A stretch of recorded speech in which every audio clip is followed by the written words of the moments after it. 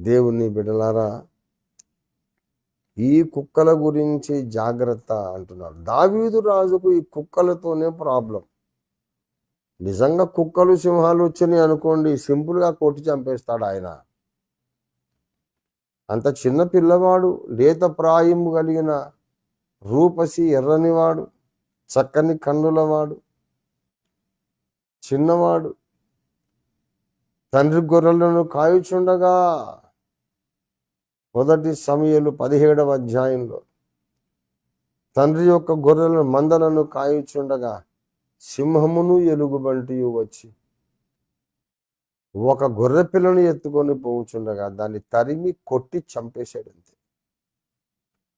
తర్వాత యుద్ధ కళలో ఆరితేరినాడు, యుద్ధశాలి, శూరుడు, ధైర్యశాలి.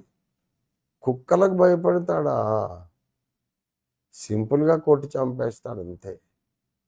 కానీ ఇప్పుడు ఆయన ప్రార్థన చేస్తున్నాడంటే అవి ఆత్మ సంబంధమైన దుష్ట శక్తులు అని అర్థం.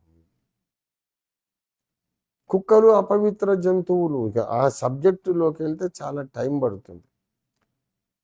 అపవిత్రమైన జంతువులు కుక్కను తినకూడదు, అది అపవిత్రమైన జంతువు. దానికి అపవిత్రమైన ఆహారపు అలవాట్లు, దానికి ఏది నిషిద్ధం కాదు, అన్నీ తింటాయి అశుద్ధంతో సహా, ఏదైనా తింటుంది. దానికి నియమ నిబంధన లేదు. అది ఎంత తిన్నా అది తిండికి ఆతురపడుతుంది. కుక్క అంటే విశ్వాసానికి ప్రతీక, చాలా నమ్మకమైన జంతువు. కుక్క లాంటి విశ్వాసపాత్రుడు అని కూడా మనం చెప్తాం. ఇక్కడ ప్రాబ్లం ఏంటంటే ఎవరికైనా విశ్వాసపాత్రులుగా ఉంటాయి అవి. మంచి చేద్దామనుకున్న వాడికి, ఒకరిని చంపాలి, కొరకాలి, వాడిని నరకాలి, వాడిని నాశనం చేయాలి అనుకున్న వాడికి కూడా నమ్మకంగా ఉంటాయి. యజమాని ఏం చెప్తే అది చేయాలంతే తప్ప మంచి చెడులో విచక్షణ దానికి ఉండదు. జంతువు కదా మరి.